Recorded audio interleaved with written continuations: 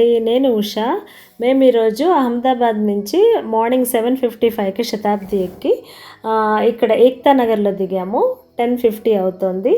ఇక్కడ statue of unity చూడడం కోసం ఇక్కడికి వచ్చాము.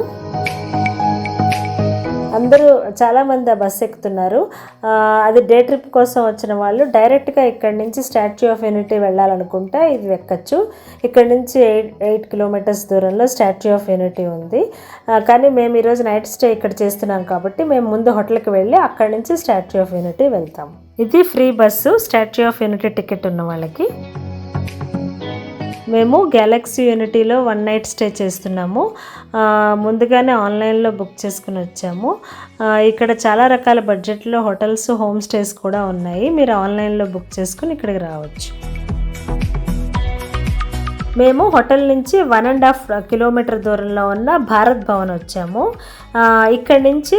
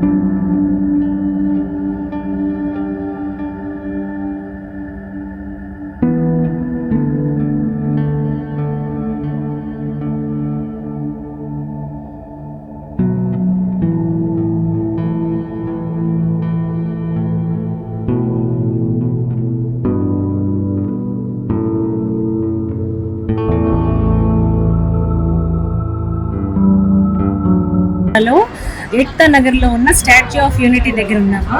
అహ్మదాబాద్ నుంచి మార్నింగ్ శతాబ్దిలో ఇక్కడికి వచ్చాము. అహ్మదాబాద్ నుంచి ఇక్కడ 200 కిలోమీటర్స్ దూరంలో ఉంది. మాకు 3 అవర్స్ పట్టింది. వడోదరా నుంచి 100 కిలోమీటర్స్ దూరంలో ఉంది.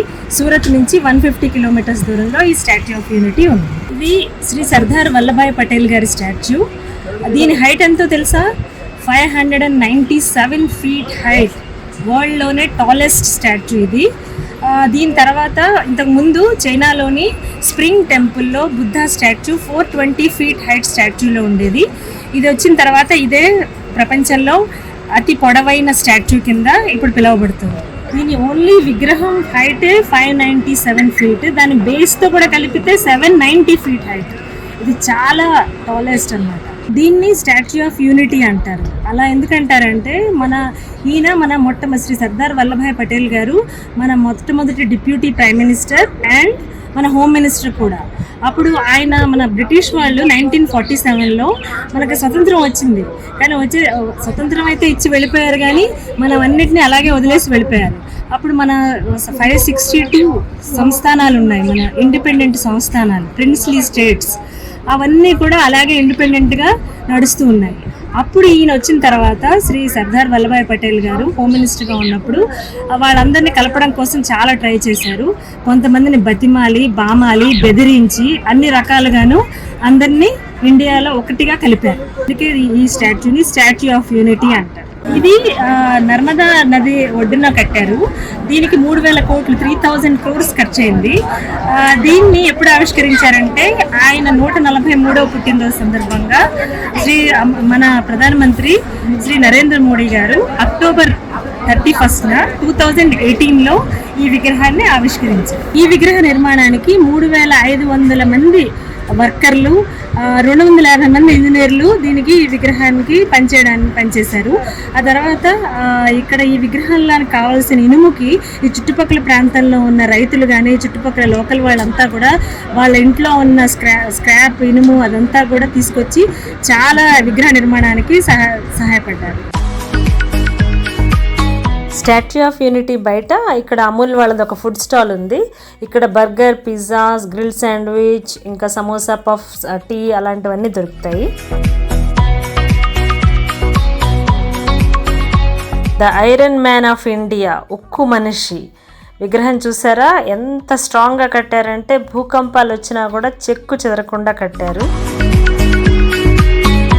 మేము లోపలికి వెళ్తున్నాము. టికెట్ చెక్ చేసి లోపలికి పంపిస్తారు. మేము ముందుగానే ఆన్లైన్లోనే టికెట్స్ బుక్ చేసుకున్నాము. ఇక్కడ 3 టైప్స్ ఆఫ్ టికెట్స్ ఉంటాయి. ఒకటి 150 రూపీస్ టికెట్, అదేంటంటే జస్ట్ ఆయన ఫీట్ వరకే వెళ్ళగలము, అంతకన్నా పైకి వెళ్ళలేము. రెండోది 380 రూపీస్ టికెట్. 380 రూపీస్ టికెట్లో మనము ఆయన చెస్ట్ వరకు, అంటే 45 ఫ్లోర్స్ లిఫ్ట్లో ఆయన చెస్ట్ వరకు వెళ్ళి అక్కడ వ్యూయింగ్ గ్యాలరీ ఉంది, అక్కడ నుంచి బయట అంతా సీనరీ చూడొచ్చు. థర్డ్ది 1030 రూపీస్ టికెట్, అదేంటంటే ఎక్స్ప్రెస్ టికెట్. అది రష్ ఎక్కువగా ఉన్నప్పుడు ఫాస్ట్గా అయిపోవడం కోసము అది తీసుకోవచ్చు, కానీ రష్ లేనప్పుడు అది అంత పెద్ద అవసరం ఉండదు. మేము 380 రూపీస్ టికెట్ తీసుకున్నాము. టికెట్స్ ఇక్కడ కౌంటర్స్లో కూడా దొరుకుతాయి, కానీ 150 దొరుకుతాయేమో, కానీ 380 రూపీస్ టికెట్స్ అవి దొరకడం అంటే పైకి లిఫ్ట్లో పైకి వెళ్ళి వ్యూయింగ్ గ్యాలరీలో 45 ఫ్లోర్స్ వెళ్తాం కదా, ఆ టికెట్స్ పర్టికులర్ లిమిటెడ్ టికెట్సే ఉంటాయి. పర్టికులర్ స్లాట్స్ ఇస్తారు, 8 to 10, 10 to 12 అలా స్లాట్స్ మధ్యలో మనకిచ్చిన స్లాట్ మధ్యలోనే వెళ్ళాలి. అందుకనే ముందుగానే ఆన్లైన్లో బుక్ చేసుకుని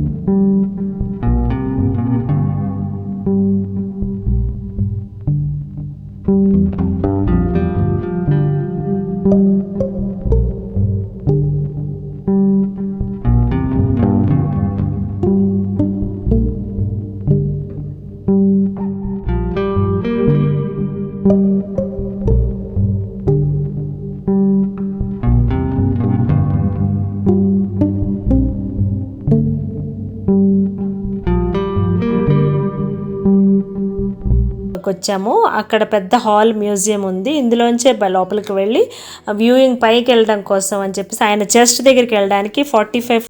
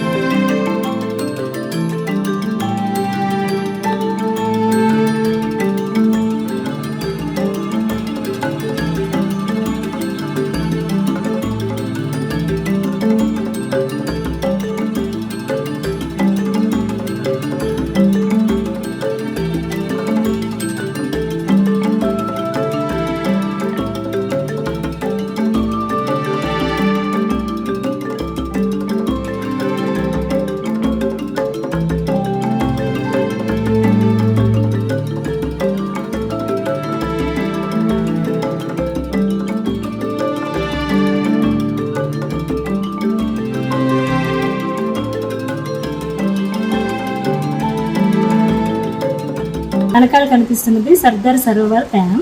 దీనివల్ల ఈ కెవాడియా ప్రదేశంలో చాలా గ్రామాలకి మంచినీరు సరఫరా అవుతుంది. ఎలక్ట్రిసిటీకి కూడా ఈ డ్యామ్ చాలా ఉపయోగపడుతుంది. ఇది మొట్టమొదటిసారి 1961లో శ్రీ జవహర్లాల్ నెహ్రూ గారు ఫౌండేషన్ వేశారు. కానీ 1985లో దీని నిర్మాణం ప్రారంభమైంది. కానీ తర్వాత నర్మదా బచావ్ ఆందోళన వల్ల ఇది ఆగిపోయింది. ఈ తర్వాత ఈ నిర్మాణాన్ని పునఃప్రారంభించి 2017 సెప్టెంబర్లో దీన్ని పూర్తి చేశారు ఈ డ్యామ్. ఆ తర్వాత ఇది ఇండియాలోని థర్డ్ టాలెస్ట్ డ్యామ్ కింద చెప్తారు. శ్రీ సర్దార్ వల్లభాయ్ పటేల్ గారు ఈ డ్యామ్ గురించి చాలా కలలు కన్నారు కాబట్టి ఆయన విగ్రహాన్ని కూడా ఈ డ్యామ్ ఎదురుగుండానే ఆవిష్కరించి ఆయన కృతజ్ఞతలు చెప్పుకుంటూ మనం స్మరించుకునేటట్టు ఆ విగ్రహాన్ని ఎదురుగుండానే నిర్మించారు. మళ్ళీ స్టాచ్యూ దగ్గరికి వచ్చాము ఈవినింగ్ వ్యూ చూడడానికి. ఇంకా జనాలు వెళ్తూనే ఉన్నారు. నేను చెప్పడం మర్చిపోయాను, లోపల కూడా ఒక ఫుడ్ కోర్ట్ ఉంది. కానీ అది 5 o'clock కల్లా ఈవినింగ్ క్లోజ్ అయిపోతుంది. ఈవినింగ్ వ్యూ చూడండి, భలే ఉంది. ఇక్కడ ఈ సూర్యుడు, అక్కడ ఆ సూర్యుడు. ఇక్కడ నుంచి మేము లైట్ అండ్ సౌండ్ షో చూడడానికి హెలీప్యాడ్ దగ్గరికి వెళ్తున్నాము. ఇది మా టికెట్లో ఇంక్లూడెడ్. మీరు ఈ షో 2 places నుంచి చూడొచ్చు. ఒకటి స్టాచ్యూ ఆఫ్ యూనిటీ లోపల నుంచే, రెండోది హెలీప్యాడ్. మీరు ఆన్లైన్ సైట్లో టికెట్స్ బుక్ చేస్తున్నప్పుడే ఈ light and sound show tick చేయాలి. దాన్ని బట్టి అక్కడ ఏ ప్లేసో వాళ్ళు చెప్తారు. ఒకవేళ మీరు టిక్ చేయడం మర్చిపోతే కనుక మీకు ఇందులో అలౌడే కాదు ఈ షో చూడడానికి. అందుకే మర్చిపోకుండా అది ఖచ్చితంగా.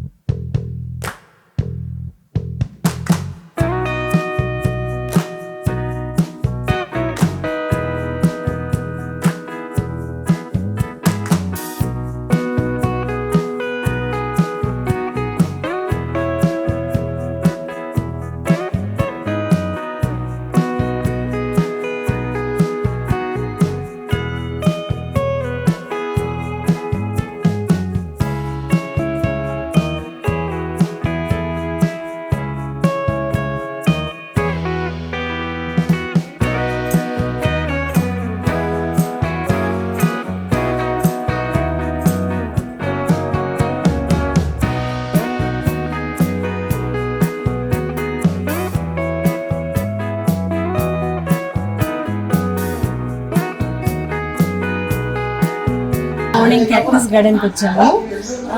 ఎక్తా నగర్లోనే ఇది ఉంది. Yesterday actually statue of unity చూసాం కదా, నైట్ స్టే ఇక్కడే చేసాము. ఈరోజు మార్నింగ్ ఇక్కడ క్యాక్టస్ గార్డెన్కి వచ్చాము.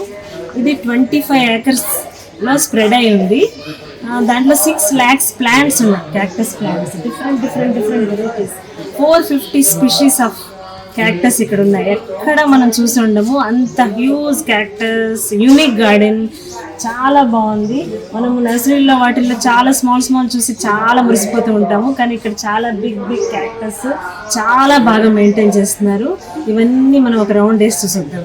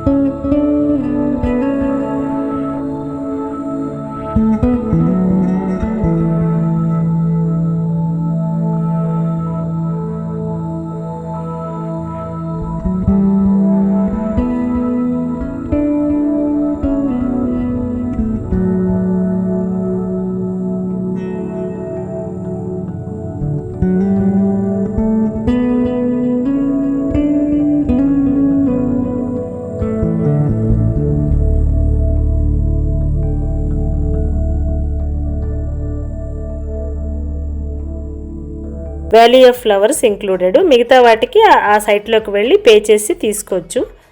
నేను చూసిన ప్లేసెసే కాకుండా ఇంకా children nutrition park, maze garden, pets zone, dino trail and boating, cruise, river rafting, zoo and jungle safari, Narmada aarti ఇవన్నీ కూడా ఉన్నాయి. వాటర్ లేకపోవడం వల్ల ఈ టైంలో మేము బోటింగ్కి వెళ్ళలేదు. ఇవన్నీ కూడా మండే క్లోజ్డ్, చూసుకుని రండి. ఇక్కడ స్టాచ్యూ ఆఫ్ యూనిటీ అండ్ దగ్గర ప్లేసులు చూడడానికి డే ట్రిప్ అయితే సరిపోతుంది. అహ్మదాబాద్లో స్టే చేసి అక్కడి నుంచి డే ట్రిప్ కోసం శతాబ్దిలో వచ్చి మళ్ళీ నైట్ 9 o'clockకి అగైన్ శతాబ్ది ఉంది, దాంట్లో వెళ్ళిపోవచ్చు. కానీ కొంచెం అన్ని ప్లేస్లు కవర్ చేయాలన్నా, రిలాక్సింగ్గా అంతా చూడాలన్నా ఇక్కడ చాలా బాగుంది. 1 night స్టే చేస్తే నిజంగా చాలా బాగుంటుంది. నా వీడియో కనుక మీకు నచ్చినట్లయితే, ఇంతకుముందు సబ్స్క్రైబ్ చేయకపోతే ప్లీజ్ సబ్స్క్రైబ్ చేయండి. సబ్స్క్రైబ్ చేయడం చాలా ఇంపార్టెంట్.